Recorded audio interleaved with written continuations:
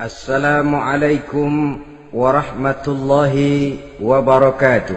Waalaikumsalam warahmatullahi wabarakatuh. Bismillahi walhamdulillah, wassalatu wassalamu ala sayyidina rasulillah wa ala alihi wa sahbihi wa mawalah. La hawla wa la quwwata illa billah, amma ba'du. Saudara-saudara kaum muslimin yang berbahagia,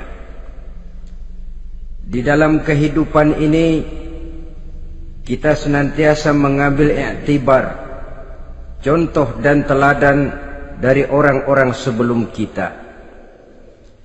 Itu sebabnya kepada baginda Nabi kita Muhammad sallallahu alaihi wasallam Allah Subhanahu wa taala menjelaskan cerita para nabi sebelum beliau dalam ayat "Tsumma naqussu 'alaika min amba'ir rusuli ma nusabbitu bihi fu'adak."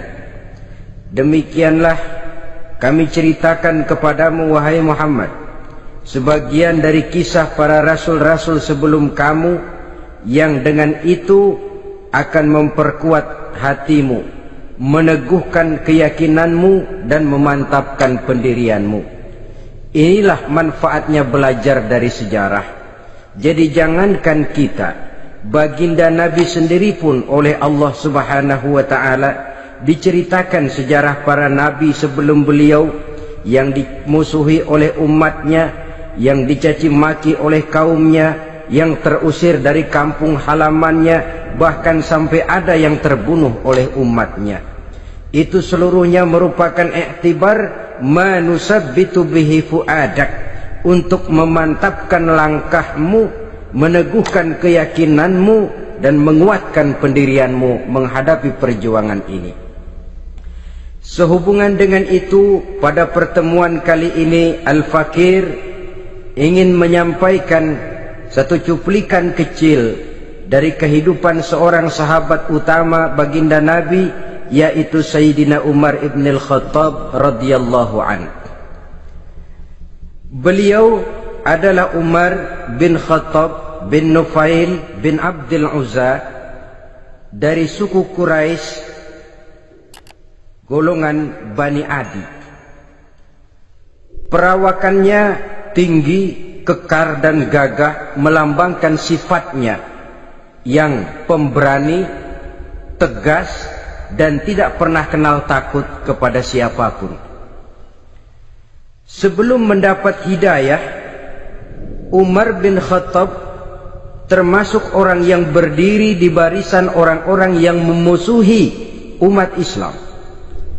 Ia terperangkap dalam tradisi jahiliyah, di mana gemar berperang dan bermabuk-mabukan juga merupakan hal-hal yang pernah dilaksanakan dalam kehidupannya sebelum beliau masuk ke dalam agama Islam. Oleh karena itu, dalam kehidupan beragama, hidayah merupakan sesuatu yang penting. Bagaimanapun banyaknya dosa dan kesalahan yang telah dilakukan oleh seseorang, tidak seharusnya menyebabkan ia putus asa dari rahmah Allah. Sebaliknya, bagaimanapun banyak kebajikan dan kebaikan yang sudah dikerjakannya, tidak perlu membuat dia besar hati, puas, bangga, apalagi menjadi lalai karenanya. Sebab kita belum tahu akan bagaimana ujung perjalanan dari kehidupan kita ini.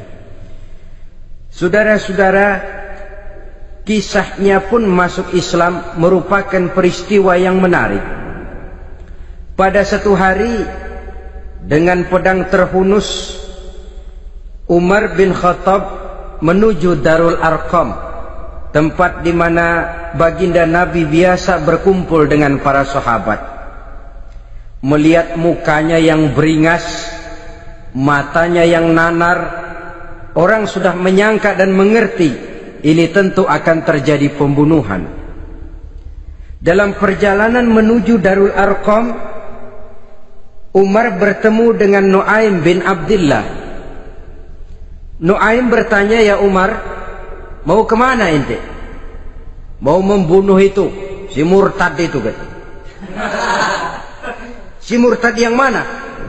Yang mana lagi? Itu yang memecah belah kita, yang menghina berhala-berhala kita, yang menjelek-jelekkan nenek moyang dan keturunan kita. Siapa lagi kalau bukan Muhammad?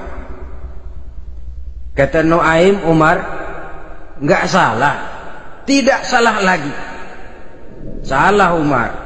Salah kenapa? Apa kamu nggak malu? Kamu mau pergi membunuh Muhammad, sementara adikmu sendiri Fatimah, dia sudah termasuk salah seorang pengikut Muhammad. Mendengar ini, muka yang memang tadinya sudah marah dan merah, tambah jadi kelabu. Bukan main mangkelnya Umar bin Khattab. Orang lain dia musuhi, orang lain dia kejar-kejar. Ini malah adiknya sendiri menjadi pengikut dari baginda Nabi.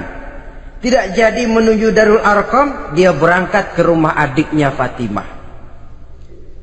Adapun di rumah Fatimah sedang berkumpul Fatimah, suaminya Sa'id bin Zaid, dan seorang sahabat Habbab ibnul Arad.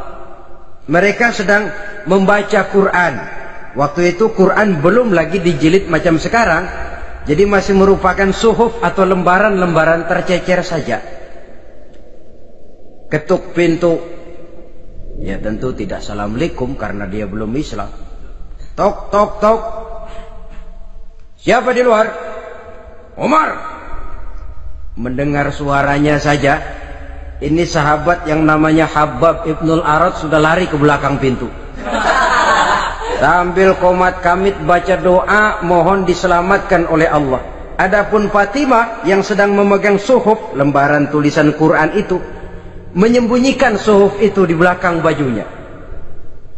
Umar masuk. Fatimah, saya bang, apa benar berita yang saya dengar? Berita apa itu bang? Bahwa kau sudah masuk Islam. Bang, andai kata Muhammad memang benar, bagaimana? Sudahlah, jangan belit-belit. Jawab saja, kau masuk Islam benar atau tidak? Ya. Saudara hadirin, begitu dikatakan iya, tangannya langsung melayang, menampar muka adiknya ini, sehingga mengalir darah dari hidungnya. Suaminya Sa'id bin Zaid yang mencoba melindungi istrinya, dipegang lehernya, dibanting, diduduki dadanya. Oh, ini jawara ini.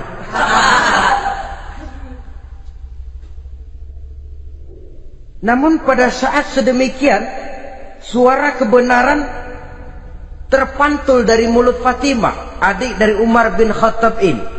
Umar, apakah engkau memukul orang yang bersaksi bahwa tidak ada Tuhan melainkan Allah dan Muhammad Rasulullah? Apakah engkau menganiaya seseorang yang terpanggil untuk mengikuti kebenaran? Manusia macam apa engkau, Umar? Saudara, memang dia orang keras, tapi hatinya mudah menerima kebenaran. Sehingga mendengar kalimat adiknya ini tercenung dia sejenak, melongo, bengong kata anak sekarang. Ini kalau tidak karena keyakinan yang mantap, tidak mungkin orang ini, anak adik saya ini bicara macam begini. Umar, mengapa engkau memukul orang yang bersaksi bahwa tidak ada Tuhan melainkan Allah dan Muhammad Rasulullah? Mengapa engkau pukul orang yang mengikuti kebenaran, menerima hidayah dari Allah? Begitu yakin dan mantapnya, walaupun di tengah satu hal yang sangat menakutkan. Siapa yang tidak takut orang Quraisy berhadapan dengan Umar bin Khattab yang dikenal sebagai singa padang pasir pada waktu itu? Malahan dia termasuk salah seorang jagoan di tradisi masyarakat jahiliyah itu. Ada satu pasar yang namanya pasar Ukaz. Tiap tahun di pasar itu diadakan pesta. Pertama pertandingan syair. Jadi penyair waktu itu jadi kebanggaan. Syair-syair yang menang itu digantung di dinding Ka'bah. Jadi setiap suku akan bangga kalau mempunyai ahli syair yang hebat.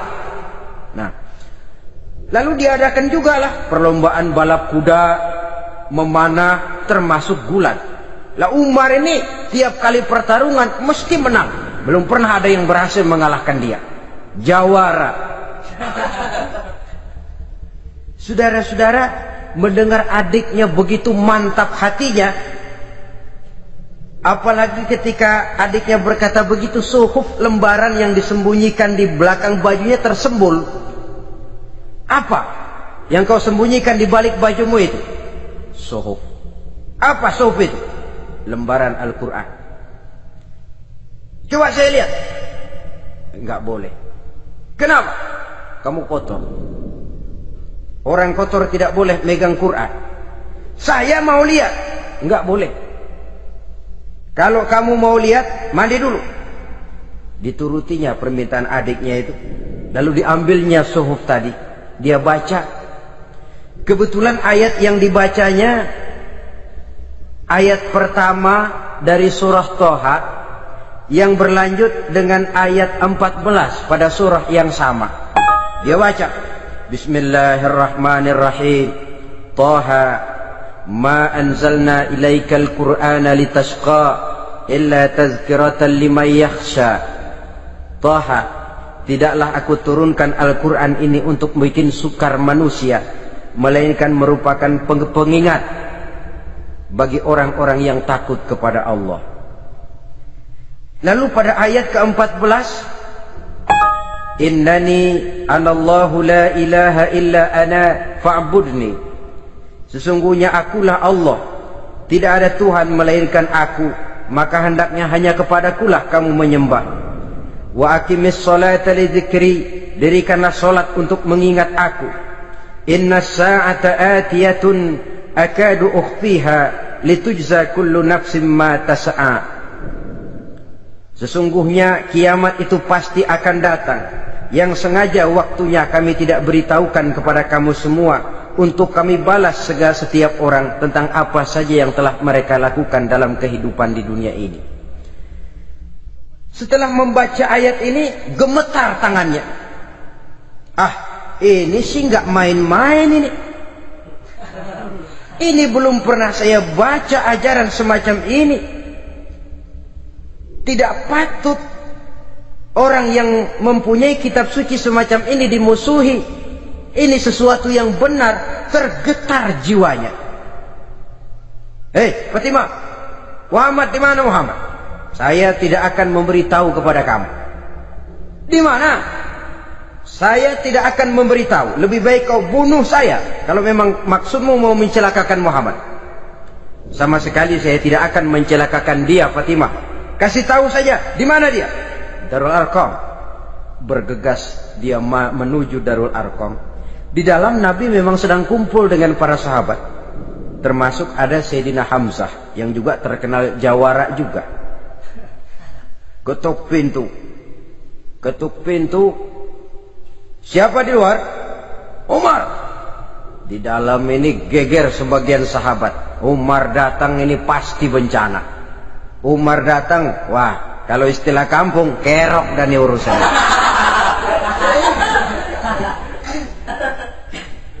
Tapi baginda Nabi menenangkan mereka. Tenang, mudah-mudahan ada hikmahnya. Sayyidina Hamzah tampil, bukakan dia pintu. Kalau niatnya baik, kita terima. Kalau niatnya tidak baik, saya paling depan. Dibukakan pintu. Begitu dibukakan pintu, Umar masuk merangkul baginda Nabi. Kemudian dengan tersendat, Ashhadu an la ilaha illallah wa ashhadu annaka ya Muhammad Rasulullah. Saya bersaksi tidak ada Tuhan melainkan Allah, dan saya bersaksi bahwa engkau hai Muhammad adalah utusan Allah. Sahabat takbir semua, Allahu Akbar, Allahu Akbar. Kegembiraan meliputi suasana ketika itu. Kenapa? Karena sebelumnya dikala Umar belum masuk Islam, dia merupakan ganjalan yang paling dikhawatirkan oleh umat Islam. Setelah dia masuk Islam, jelas merupakan satu keuntungan yang sangat besar. Dan dia tertarik kepada Islam bukan karena bujuk rayu orang, tidak karena diberikan harta, tidak karena diiming-iming oleh kedudukan tinggi, Tapi karena kebenaran, hidayah menembus hatinya melalui wasilah ayat dalam surah Thaha yang dibacanya melalui suhuf yang dipegang oleh adiknya tadi. Sejak saat itu berubah 180 derajat Umar bin Khattab radhiyallahu anhu. Tetapi tetap dengan sifatnya keras, tegas, dan tidak pernah kenal takut kepada siapapun. Cuma kalau sebelum Islam, dia kerasnya kepada Islam. Setelah dia masuk Islam, muter arah. Kepada siapapun yang memusuhi Islam, dia bersikap keras, tegas, dan tidak pernah kenal takut. Bahkan setelah beliau masuk Islam, satu hari ketika di Darul Arqam kumpul-kumpul, waktu itu Nabi belum berdakwah secara terbuka karena pengikut masih sedikit. Sayyidina Umar usul, "Ya Rasul, ada apa Umar? Alasna 'alal haq fi mamatina wa mahyana." Ya Rasul, bukankah kita ini berdiri di atas sesuatu yang benar? Bukankah mati kita, hidup kita untuk melaksanakan sesuatu yang benar? Bala ya Umar, betul Umar. Wallazi nafsi biyadihi innakum la'alal haq in muttum wa in hiyitum. Demi Allah Umar, kata Nabi, sesungguhnya kamu dan kita semua berdiri di atas kebenaran, hidup ataupun mati. Setelah mendapat jawaban begini, Umar masuk kepada tujuan pembicaraannya. Izan ya Rasul, fafimal ihtifal. Kalau memang begitu ya Rasul, kalau memang kita yakin kita berdiri di atas kebenaran, kita hidup karena kebenaran, kita mati pun memperjuangkan kebenaran, fafimal ikhtifa. Kenapa mesti ngumpet-ngumpet? Kenapa harus sembunyi-sembunyi? Wallazi ba'asaka bil haq, demi Allah ya Rasul, la takhrujanna wa la nakhrujanna ma'ak. Tuhan harus keluar menyampaikan Islam ini secara terbuka, dan kami akan mendampingi Tuhan dengan segenap jiwa dan raga. Sekali masuk Islam gak tanggung-tanggung. Yang kayak begini ini yang kita perlukan sekarang ini. Begitu masuk Islam, nggak tanggung seluruhnya, jiwa dan raganya masuk Islam. Beliau yang pertama kali mengajukan ide, kenapa harus dakwah sembunyi ya Rasul? Wong kita berdiri di atas kebenaran, memperjuangkan sesuatu yang hak. Kalau kita mati, kita pun mati membela kebenaran. Kenapa mesti fafimal ikhtifa? Kenapa harus sembunyi-sembunyi? Mulai sekarang mari keluar ya Rasul, saya akan dampingi Tuhan, nyawa taruhannya. Saudara hadirin yang saya hormati, selalu dia tempat-tempat yang pernah dia melaksanakan maksiat sebelum dia Islam, selalu dia kunjungi sampai dia berkata, tidak ada tempat yang pernah saya melakukan kesalahan sebelum saya Islam yang harus saya tutupi dengan kebajikan setelah saya Islam sekarang ini. Bahkan ada satu riwayat menjelaskan beliau itu yang tinggi badannya, kekar perawakannya, gemetar orang ngadepin dia. Tapi beliau sendiri sangat mudah gemetar kalau sudah mendengar ayat-ayat Allah.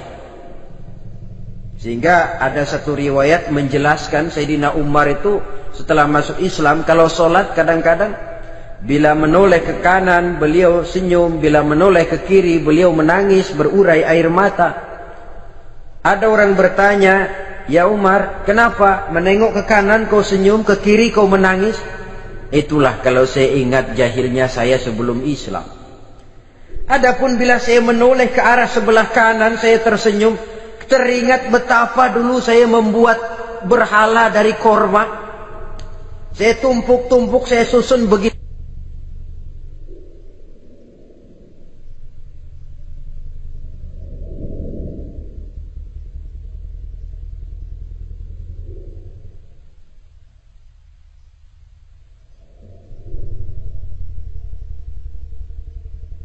Itu rupa. Setelah saya sembah, saya makan itu korma. Gagah betul saya waktu itu, sampai Tuhan pun saya makan. Adapun kalau saya menoleh ke kiri, teringat putri kesayangan saya yang terbawa oleh tradisi jahiliyah, takut menanggung aib, merasa malu mempunyai anak perempuan, sampai dia terkubur hidup-hidup. Berurai air mata saya mengingat semua itu. Padahal Nabi sudah memberikan jaminan. Sebab saudara jangan lupa, orang kafir masuk Islam, dalam Islam itu dihitung dari bayi lagi, dari nol. Itulah untungnya. Jadi misalnya sudah 60 tahun, dari kecil sampai 60 tahun kafir, umur 61 masuk Islam. Nah, sejak umur 61 itulah yang dihisab oleh Allah. 60 tahun ke bawah gratis bersih pemutihan. Istimewa betul. Tapi jangan lalu diniatin, gua kafir aja. Nanti sudah tua-tua mau giliran mati baru Islam. Nah, itu diniatin lain. Ini yang karena faktor hidayah, saudara-saudara. Nah, cintanya kepada baginda Nabi luar biasa. Dalam setiap pertempuran beliau selalu di front terdepan. Bahkan demikian cintanya sampai ketika hari di mana baginda Nabi wafat, saudara-saudara. Disampaikan berita wafat Nabi kepada Umar ini. Ya Umar, baginda Nabi sudah wafat. Kamu ngomong apa? Baginda Nabi sudah wafat. Bukan sedih, nyabut pedang, keluar matanya melotot. Siapa yang bilang Muhammad mati, saya tabas batang lehernya. Begitu cintanya beliau kepada baginda Nabi, sampai-sampai nggak menerima kalau Nabi wafat. Taruhlah nggak bisa mati bersamaan, bolehlah mati beriring-iring saja barangkali maksudnya. Saudara-saudara, cabut pedang, kelayaban kemana-mana. Ayo, siapa ngomong Muhammad mati, saya tabas batang lehernya. Sampai bertemu dengan Sayyidina Umar, Sayyidina Abu Bakar. Di tempat orang banyak, Sayyidina Abu Bakar yang bijaksana ini pidato. Ayuhan nas, man kana ya'budu Muhammadan fa inna Muhammadan qad mata. Wa man kana ya'budu Allah fa inna Allah hayyun la yamut. Wahai manusia, barang siapa yang menyembah Muhammad, maka Muhammad sudah mati. Tetapi barang siapa yang menyembah Allah, Allah akan hidup selamanya dan tidak akan pernah mati. Mendengar pidato ini, Sayyidina Umar sadar bahwa sebenarnya yang tidak bisa mati itu cuma Allah. Bagaimanapun agungnya baginda Nabi, besarnya baginda Nabi, tinggi akhlak budi pekertinya Nabi, cintanya beliau kepada Nabi, toh Nabi manusia dan manusia harus mati. Kemudian dibacakan surah Ali Imran ayat 144. Wa ma Muhammadun illa rasul qad khalat min qablihi rusul afa immata aw qutilan qalabtum ala aqabikum. Muhammad tidak lain daripada manusia, telah datang kepadanya rasul. Apakah jika ia mati engkau kembali menjadi murtad atau mundur ke belakang? Mendengar ayat ini dibacakan, Sayyidina Umar sadar, berurai air matanya, menangis dalam kesedihannya. Ini cintanya yang demikian tinggi kepada baginda Rasulullah sallallahu alaihi wasallam. Begitulah seluruh kesalahan yang dia lakukan pada saat sebelum dia masuk Islam, berusaha dia tutupi dan dia tebus dengan segala kebaikan, pengabdian, perbuatan soleh setelah dia masuk Islam. Sehingga diajarkan oleh baginda Nabi, ittaqillaha haitsu ma kunta wa atbi'i sayyi'atal hasanata tamhuha wa khaliqin nasa bi khuluqin hasanin. Bertakwalah kamu kepada Allah, kata Nabi, dimanapun saja kamu berada. Jadi takwa tidak kenal tempat. Dimanapun saja kamu berada, bertakwalah kepada Allah. Di rumah takwa, di pasar takwa, di kantor takwa, di tengah orang banyak takwa, pada waktu sendirian takwa. Ittaqillaha haitsu ma kunta. Bertakwalah kau kepada Allah dimanapun saja kamu berada. Jangan takwa pakai tempat. Di masjid takwa, di kantor nyolong. Itu tidak haitsu makunta. Yang diajarkan oleh Nabi, dimanapun kamu berada, bertakwalah kepada Allah. Wa atbi'i sayyi'atal hasanah tamhuha, dan iringi perbuatanmu yang salah dengan kebaikan. Jadi kalau satu saat terselip kita berbuat salah, cepat iringi dengan kebaikan, tamhuha, dengan harapan kebaikan yang kita kerjakan akan menutupi dosa yang terselip kita lakukan. Ngomongin orang, astagfirullahaladzim, banyak istighfar. Istighfarnya mudah-mudahan bisa nutupin dosa karena ngomongin orang. Tapi jangan lalu tambah sulap. Ngomongin orang istighfar, terus ngomongin lagi istighfar lagi. Itu tentu tidak bisa dengan cara begitu. Barangkali terselip pernah mengambil harta orang tanpa alasan yang hak, imbangi dengan rajin sedekah misalnya. Barangkali pernah menyakiti hati orang, imbangi dengan perbuatan yang bisa menyenangkan hati orang lain. Itu namanya mengiringi perbuatan yang bersifat salah dengan kebajikan. Ini yang dilakukan oleh Sayyidina Umar. Setiap pelosok hampir dia datangi, tempat-tempat di mana dia pernah melakukan kesalahan sebelum Islam, di sana dia tegakkan kebajikan dan kebaikan. Kegagahannya, keperkasaannya, keberaniannya sepenuhnya bulat-bulat sudah diwakafkan untuk kepentingan Islam. Saudara hadirin yang saya hormati, diperlukan orang-orang yang punya keberanian macam Sayyidina Umar.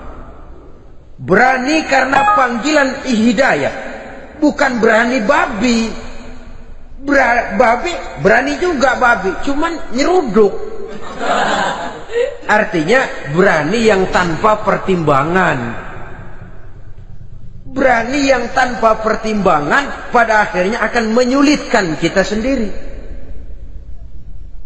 Beliau gagah, beliau berani, beliau punya kekuatan, beliau punya wewenang, dan itu dimanfaatkannya untuk menjadi backing baginda Nabi kita Muhammad sallallahu alaihi wasallam.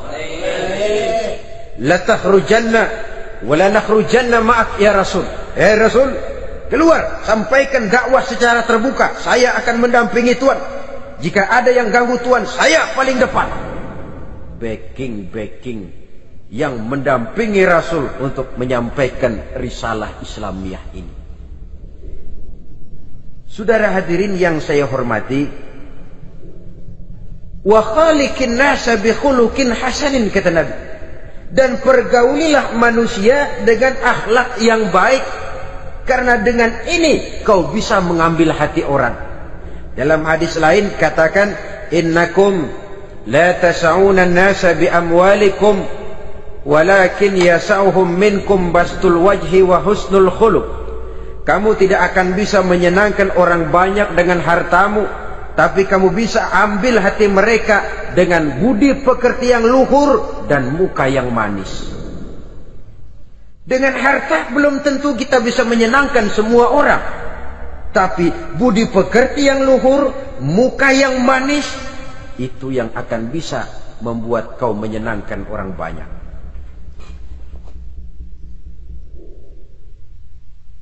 Setelah baginda Rasul wafat, pernah ketika berkumpul, Sayyidina Abu Bakar berkata kepada Sayyidina Umar, "Ya Umar, saya baiat kamu untuk menjadi khalifah." Jawab beliau, "Sayalah yang akan membaiat Tuan. Tapi Anda lebih utama dari saya Umar. Keutamaan saya akan saya berikan kepada Tuan untuk mendukung kekhalifahan Tuan." Di sini kelihatan wataknya yang tidak ambisius. Gagah, berani, perkasa, tapi tahu diri. Enggak nyelonong. Tidak menggunakan kekuasaannya, kegagahannya untuk maksud yang sewenang-wenang. Oleh karena itu setelah Sayyidina Abu Bakar wafat, beliau dilantik menjadi khalifah, keluarlah pidatonya yang terkenal. Ayuhan nas, inni qad wullitu alaikum walastu bi khairikum. Hai manusia, aku telah dipilih menjadi pemimpin kamu, padahal aku bukanlah orang yang terbaik di antara kamu. Kalau tidaklah karena aku melihat keutamaan, keteguhan yang dapat melindungi kalian, berat rasanya aku memikul amanah ini. Sebab apa? Alangkah beratnya menunggu datangnya perhitungan di akhirat nanti terhadap Umar. Ini yang jadi motifnya memegang jabatan khalifah. Sungguh berat bagi Umar menunggu datangnya saat perhitungan, sehingga seolah-olah kalau bisalah jadi Umar bin Khattab saja, jangan jadi khalifah kalau bisa. Tapi moya umat sudah kadang memilih, sehingga benar kalau dalam satu hadis Nabi pernah mengajarkan jangan memberikan satu jabatan kepada orang yang memintanya. Sebab orang kalau sudah minta jabatan, apalagi pakai jilat-jilat, pakai upeti-upeti, tentu ada tendensinya. Ada batu di balik udang. Kalau udang di balik batu kan mungkin nggak kelihatan, tapi kalau batu di balik udang kelihatan betul itu. Ada maunya, ambisinya. Jangan memberikan satu jabatan kepada orang yang memintanya. Seakan di batinnya Sayyidina Umar menyesali, kenapa Umar nggak jadi Umar saja, kok mau jadi khalifah gitu. Alangkah berat perhitungan buat saya di akhirat nanti. Nah, setelah jadi khalifah, sebagai satu i'tibar, saya akan mencoba mengemukakan beberapa sifatnya yang menonjol untuk pelajaran buat kita semua. Pertama, sikapnya terhadap keluarganya setelah beliau menjadi khalifah. Kedudukan sebagai keluarga Umar bin Khattab bukan merupakan kedudukan istimewa. Itu ditanamkan betul kepada keluarganya. Jangan karena bapakmu khalifah, lalu mentang-mentang anak khalifah kau merasa dapat fasilitas, merasa bisa berbuat semau-maumu. Kau harus punya tanggung jawab dan beban moral, memberikan contoh yang lebih baik kepada rakyat. Ini yang ditekankan kepada keluarganya. Kalau beliau mau mengeluarkan undang-undang, undang-undang itu lebih dahulu dibicarakan di tengah keluarganya, kumpul anak-anaknya. Ini akan ada undang-undang begini. Siapa di antara kalian mau mentaati, persilakan. Yang tidak pun persilakan. Tapi saya ingatkan, kalau ada dari keluarga Umar yang melanggar peraturan yang saya keluarkan ini, saya akan menghukumnya 2 kali lipat karena dia keluarga saya. Menghukumnya 2 kali lipat karena dia keluarga saya. Jadi bukan mentang-mentang anak babe lalu kebal hukum. Tidak. Siapa yang di antara kalian melanggar peraturan ini, akan aku kenakan hukuman 2 kali lipat karena dia keluargaku. Nah, saudara hadirin yang saya hormati, lalu berwibawa, dijaga betul keluarganya. Suatu hari beliau datang ke rumah putranya Abdullah bin Umar. Ketika masuk dilihatnya Abdullah bin Umar sedang makan daging. Makan daging, merah muka Umar. Mentang-mentang anak khalifah ya, mentang-mentang anak Amirul Mukminin ya, kamu makan daging. Lihat tuh rakyat kita masih banyak yang kelaparan, makan daging, makan roti keras. Padahal itu halal, sesuatu yang diperoleh dengan usahanya sendiri. Tetapi begitu hati-hatinya Umar untuk menjaga pandangan orang. Keluarga khalifah merupakan beban moral sebab akan dijadikan contoh oleh rakyatnya. Mentang-mentang anak khalifah ya makan daging. Lihat tuh rakyat, roti keras digarotin. Lain saat beliau pergi ke satu pasar. Di situ dilihat ada sapi gemuk-gemuk. Tempat lain sapinya kurus-kurus. Tanya, ini yang gemuk-gemuk sapi siapa? Sapi Abdullah bin Umar. Sapi anaknya. Panggil Abdullah bin Umar, suruh sini. Datang anaknya. Abdullah bin Umar, bagaimana ceritanya sampai ini? Begini, Bapak. Dahulu itu dengan uang saya beli sapi kurus-kurus. Lalu saya rawat Saya berikan upah orang untuk merawat sapi-sapi itu. Sampai sekarang dia menjadi gemuk. Akan saya jual dan keuntungannya tentu sesuatu yang halal. Subhanallah, kata Umar. Kau ini anak Amirul Mukminin. Jual sapimu, ambil modalnya, untungnya, masukkan Baitul Mal untuk urus kepentingan orang Islam.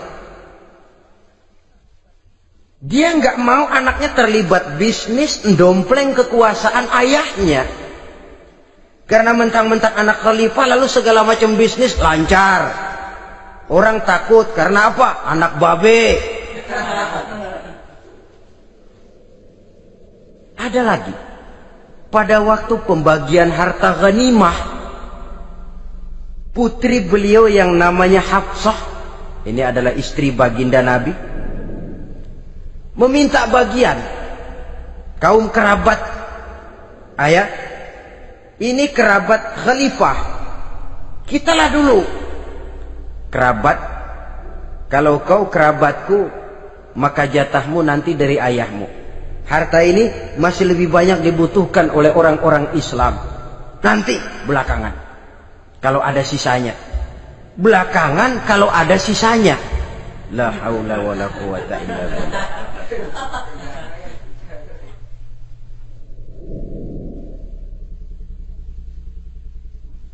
Saudara hadirin, itu terhadap keluarganya. Kemudian apa sifat-sifat yang menonjol dari kepemimpinannya? Pertama, kesederhanaannya. Beliaulah satu-satunya khalifah, Amirul Mukminin, setingkat presiden kalau sekarang, yang punya jubah cuma 2 dan 1 pun punya anaknya. Tambelan lagi. Pernah sholat Jumat terlambat. Beliau naik mimbar untuk khutbah, sebelumnya minta maaf dulu. Saudara-saudara, maaf saya terlambat nungguin baju kering. Seorang khalifah nungguin baju kering. Sederhana dalam kehidupannya. Mari kita ambil satu cerita lagi. Pada waktu beliau jadi khalifah, yang diangkat jadi gubernur di Mesir adalah Amr bin As. Amr bin As hidupnya lebih mirip kaisar. Istananya besar, pakaiannya bagus-bagus. Nah, yang paling mengganggu pikiran Amr bin As, di sebelah istananya ini ada gubuk reot, kepunyaan orang Yahudi lagi. Ah, ini nggak pantas bener, masa di samping istana gubernur ada gubuk reot. Orang Yahudi lagi yang punya. Ini mesti, udah, bikin saja rencana, panggil dinas tata kota, bikin planning. Di sini mau dibangun masjid, proyek negara. Bikin gambarnya, susun anggarannya, tender. Saudara-saudara, si Yahudi yang punya gubuk reot dipanggil. Yahudi, ada apa, Pak? Kamu tahu nggak? Enggak. Iya, memang belum saya kasih tahu.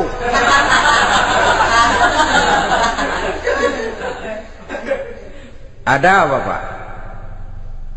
Itu kamu punya gubuk. Tahu? Kena proyek. Proyek apa, Pak? Kami mau bangun masjid besar di situ. Dan tidak sesuai ada gubuk reot di samping tempat gubernur.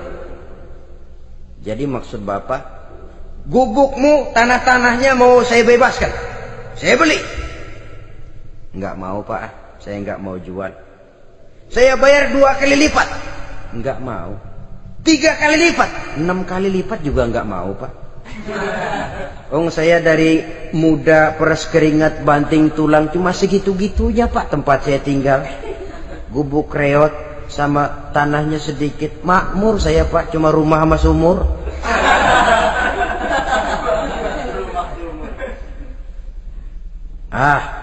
Ini Yahudi kelewatan juga. Akhirnya turun perintah, sudah, kalau dia nggak mau dibebaskan, gusur saja, tarik, ambil bulldozer, digusur. Yahudi ini berurai air matanya. Aduh, begini jadi rakyat kecil, udah jatuh ketiban ember lagi. Tapi pikir-pikir Amr bin As kan bukan yang paling atas. Dia kan cuma pejabat, masih ada atasannya lagi. Lapor lapor. Yahudi ini berangkat ke Madinah. Bayangkan dari Mesir ke Madinah. Jalan. Di sepanjang jalan dia berpikir. Pikir membanding-banding. Kalau gubernurnya saja istananya begitu mewah, apalagi khalifahnya. Kalau gubernurnya galak main gusur, apalagi khalifahnya. Dan saya bukan orang Islam, apa dia lemin ngadu? Apa dapat tanggapan? Berangkat dia sambil harap-harap cemas. Sampai di pintu kota Madinah, dia temui orang lagi tidur di bawah pohon korma. Selamat siang Pak. Ada apa? Pak. Apa? Mau lapor. Lapor apa? Bapak tahu Khalifah Umar bin Khattab? Tahu? Istananya di mana Pak? Istananya di atas lumpur. Di atas lumpur. Di atas lumpur. Pengawalnya banyak Pak. Banyak. Siapa Pak? Yatim piatu, janda-janda tua, orang-orang miskin, orang-orang lemah. Itu pengawalnya. Pakaian kebesarannya apa sutra apa Pak? Pakaian kebesarannya malu dan takwa. Saya nggak ngerti Pak. Itulah Umar bin Khattab. Lalu orangnya sekarang di mana Pak? Di depan ente. Rupanya yang dia tanya itulah orangnya. Gemeter Yahudi ini, keringat bercucuran. Coba, istananya di atas lumpur. Sebab beliau berprinsip, bagaimana saya bisa menghayati nasib rakyat kalau saya tidak merasakan apa yang mereka rasakan? Bagaimana saya nggak bisa tahu sakitnya lapar kalau saya belum pernah kelaparan? Itu prinsipnya. Istananya di atas lumpur. Para pengawalnya yatim piatu, janda-janda tua, orang-orang miskin, orang-orang lemah dan tidak mampu.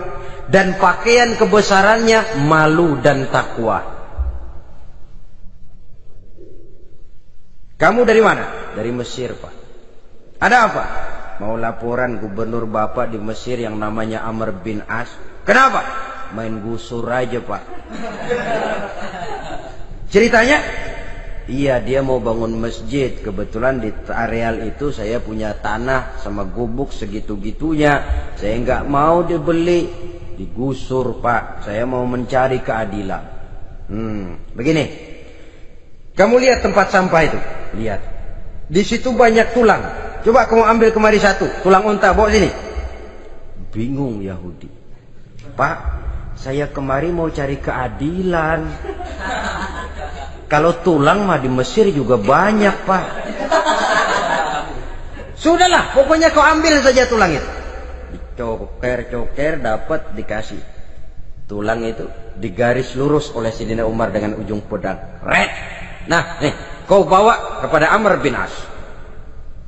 Makin bingung itu Yahudi. Suruh bawa tulang cuman digaris. Nanti saya ngomong apa Pak? Sudahlah, kasih saja. Pulang dia. Sampai di Mesir. Tuan Gubernur, ada apa? Saya baru menghadap Khalifah. Kemudian beliau sampaikan ini, dikasih tulang. Amr bin As melihat tulang ada goresan lurus dengan ujung pedang, gemetar. Badannya keluar keringat dingin. Panggil kepala proyek. Proyek batal. Masjid nggak jadi didiriin. Itu gubuk Yahudi diriin lagi. Ini Yahudi makin bengong. Ini gubernur dapat tulang doang segitu takutnya.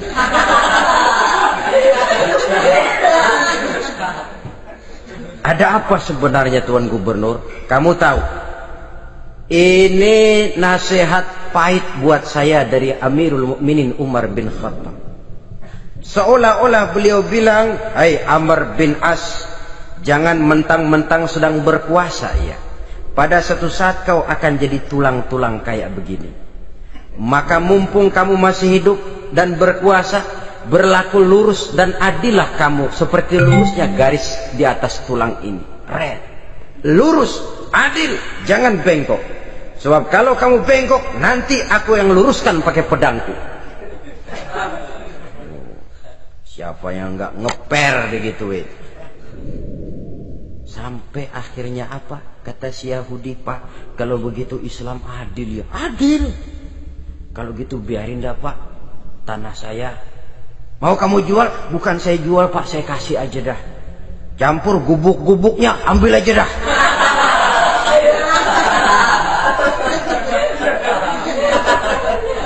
Masuk Islam si Yahudi ini oleh karena keadilan dari Umar bin Khattab. Begitulah kesederhanaan hidupnya. Sampai saudara, yang ironi betul, pernah Utsman bin Affan, Ali bin Abi Thalib, Thalhah dan Zubair kumpul mendengar berita bahwa Sayyidina Umar ini punya hutang.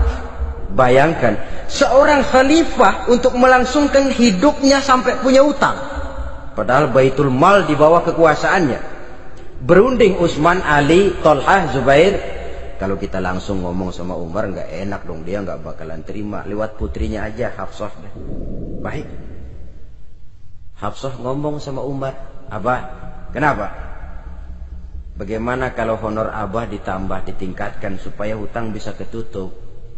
Hafsah, saya Abah. Siapa yang nyuruh kamu ngomong begitu? Enggak ada. Ada. Saya tahu ada ini. Kalau nggak ada kamu nggak mungkin ngomong begitu. Tapi orangnya kalau saya tuntut mereka mungkin nggak mau. Sekarang saya mau tanya Hafsah, kau kan istri Rasul, betul?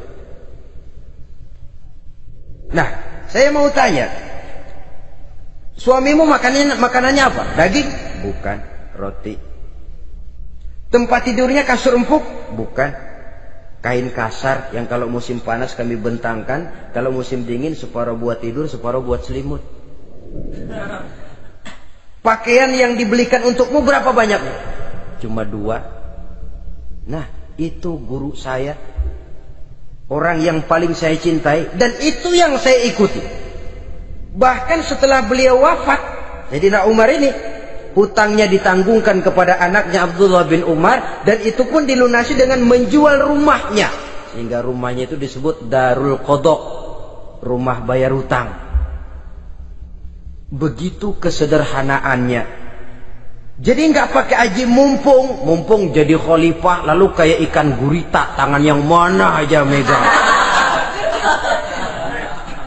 Itu kan mental monyet. Monyet itu kan begitu, tangan megang kiri kanan, mulut ngawal, kaki megang, temennya dikasih masih ngerampas juga. Monyet rakus betul itu. Itu kesederhanaannya. Kenapa kesederhanaan ini timbul? Karena sikap zuhudnya. Zuhud itu tarkud dunia li ajlil akhirah. Orang yang mengambil dunia hanya yang diperlukan dengan lebih mengutamakan kehidupan akhirat. Watak zuhudnya yang sangat menonjol. Dialah pahlawan yang paling berani di medan perang. Dialah imam yang paling khusyuk di masjid. Dan tidak jarang kalau sholat sendiri, begitu membaca ayat yang menceritakan neraka, nangis berurai air matanya. Saudara hadirin ma'asyiral muslimin rahimakumullah. Jadi kesederhanaan dan kezuhudan ini bukan lewat teori disampaikan oleh Umar, bukan lewat penataran seluruh aparat, tidak, lewat contoh konkret. Inilah saya, contoh sederhana dan zuhud. Bagaimana saya akan bisa merasakan penderitaan kalau saya sendiri tidak pernah menderita? Bagaimana saya akan tahu sakitnya lapar kalau saya belum pernah kelaparan? Maka tanpa penataran, tanpa upgrading segala macam, berhasil karena prinsip keteladanan. Beliau jadi contoh utama. Dan sumber utamanya tentu tidak lain karena contoh dari baginda Nabi besar Muhammad sallallahu alaihi wasallam. 2, sederhana. Yang kedua, zuhud. Yang ketiga, sifat yang menonjol dari kekhalifahannya adalah adil. Kalau sudah bicara soal hukum, dia tidak pernah kenal kompromi. Adalah seorang pemuka Nasrani masuk Islam. Namanya Jabalah bin Aiham. Ketika dia bikin haji, kain ihramnya keinjak orang Arab yang hitam, Badui. Jengkel, dia merasa bekas tokoh. Enak aja nih orang udah jelek nginjak lagi. Ditempeleng orang tadi.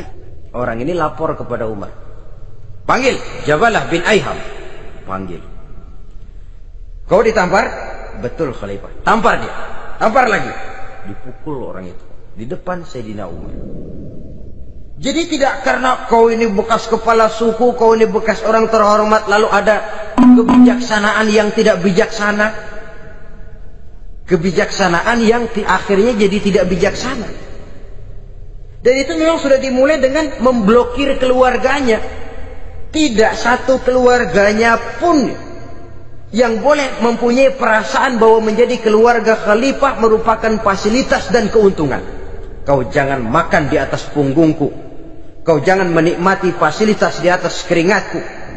Dan tidak ada keinginan mewariskan jabatan khalifah kepada anak-anaknya. Pernah beliau musyawarah, saya bingung, kenapa khalifah? Gubernur Kufah ini sulit nyari orang. Diangkat yang lemah, rakyat ngeluh. Diangkat yang keras, rakyat juga ngeluh. Ada calon khalifah. Kalau ini mah nggak salah lagi nih buat gubernur Kufah. Siapa? Abdullah bin Umar, anak beliau sendiri. Melotot matanya. Jangan macam-macam kau. Cukup satu orang Umar memegang jabatan ini. Kalau berhasil, kami keluarga Umar sudah merasakannya. Kalau gagal, cukup kegagalan seorang Umar. Tidak berusaha mengorbitkan anaknya, wah anak babe diangkat jadi jadi ano. Tidak, malah diblokir, cari yang lain. Tapi Abdullah bin Umar cukup syarat ya khalifah. Dia orang bertakwa dan soleh. Yang takwa dan soleh bukan cuma anak Umar, anak orang lain juga banyak yang takwa dan soleh. Itu prinsipnya. Sehingga ketegasannya ini membuat orang jadi sungkan. Dan tidak seorang pun berani kirim-kirim upeti hadiah. Pernah itu ada pejabat dari Azerbaijan kirim makanan, kue, mending apa? Kue. Gitu dicicipi enak.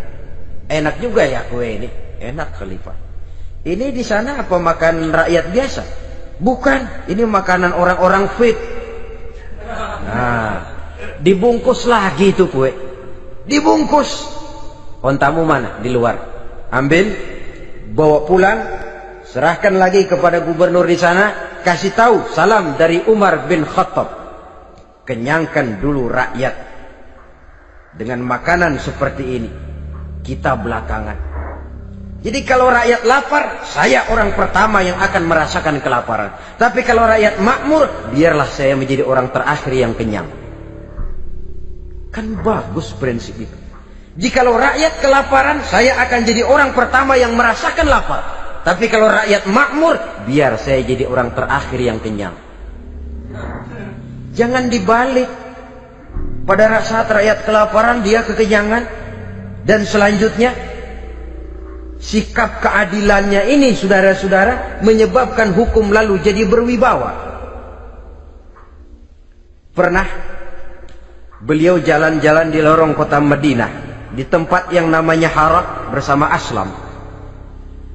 Ada ibu-ibu, anaknya nangis, lapar ma, sabar dikit lagi matang katanya. Emang tuh ibu lagi ngerebus, bunyi air ngegulak, luguk. Umar lihati dari jauh, belum juga matang. Nih anak dari nangis, lapar, sampai capek nangis, sampai tidur. Anak tidur, Umar samperin, Bu, emang masak apa sih kok nggak bisa matang? Saya nggak masak apa-apa tuan. Itu pating kerubuk apa? Ketika dibuka ya cuma air saja. Subhanallah, ibu sudah ngebohongi anak ibu sendiri. Habis harus bagaimana tuan? Saya sudah nggak punya makanan untuk dimasak. Sementara perut nggak kenal kompromi. Jalan satu-satunya ya terpaksa anak saya bohongi. Saya bilang sebentar lagi matang sampai dia tidur sekarang ini. Memangnya Khalifah Umar gimana sih ngurusi rakyatnya? Subhanallah, dia orang zalim. Dia yang memegang urusan kami, tapi dia nggak tahu nasib saya. Anak kelaparan, keluarga terlantar. Oh begitu. Iya, zalim betul Umar bin Khattab itu. Kalau begitu ibu tunggu sebentar. Dia pulang bersama Aslam menuju Baitul Mal. Dia ambil tepung 1 karung, dipikul sendiri. Dipikul sendiri. Kata Aslam, ya Khalifah, biar saya yang bawa. Jangan. Kenapa Khalifah? Apa kau kira kau sanggup mikul dosa saya di akhirat nanti? Biar saya yang mikul sendiri. Dia bawa ke tempat tuh ibu-ibu. Dia masakin sendiri. Nah bu, sudah matang, persilakan masak. Makan. Alhamdulillah Tuhan. Mudah-mudahan Allah memberkahi Tuhan. Tuhan lebih baik dari Umar bin Khattab yang zalim itu. Memang sebenarnya Tuhan siapa, kata tuh ibu? Saya. Iya, saya ya Umar bin Khattab yang ibu bilang zalim itu. Gemetar si ibu. Gemetar si ibu. Tapi memang peka dan menghargai kritik orang. Tidak membungkam setiap orang yang nadanya sumbang atau berbeda. Kadang beliau berkata, saya khawatir karena orang terlalu segan dengan saya, lalu nggak ada yang berani negor kalau saya salah. Kan begitu biasanya.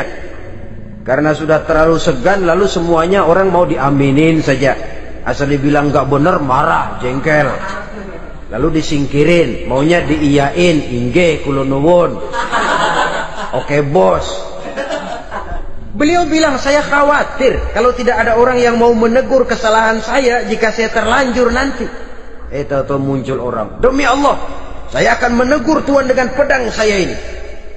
Cerah mukanya, senyum bibirnya. Alhamdulillah, anak muda, saya memerlukan orang macam kau yang berani berkata ya terhadap yang benar dan tidak terhadap yang tidak benar, apa dan bagaimanapun resikonya. Di sini kelihatan sikap beliau menghadapi orang yang berbeda pendapat. Keadilan, keberanian dan ketegasan, cepat menerima kebenaran merupakan serentetan dari sifat-sifat utama beliau sejak masuk Islam sampai menjadi khalifah yang kedua. Bahkan dengan jasa beliau, Islam kemudian tersebar menembus dinding Jazirah Arabia, memasuki Bizantium dan Persia, sehingga beliau juga dikenal sebagai periode Al-Futuhat Al-Islamiyah. Nah saudara-saudara, inilah cuplikan kecil dari kehidupan seorang agung dan besar yang memang sangat terbatas kata-kata untuk melukiskan kebesaran itu. Namun yang secuplik ini mudah-mudahan menjadi sumbangan moral dalam rangka kita memperbaiki diri menuju kehidupan yang lebih baik. Terima kasih banyak atas segala perhatian. Mohon maaf atas segala kekurangan. Usikum wa nafsi bitaqwallah. Wassalamualaikum warahmatullahi wabarakatuh.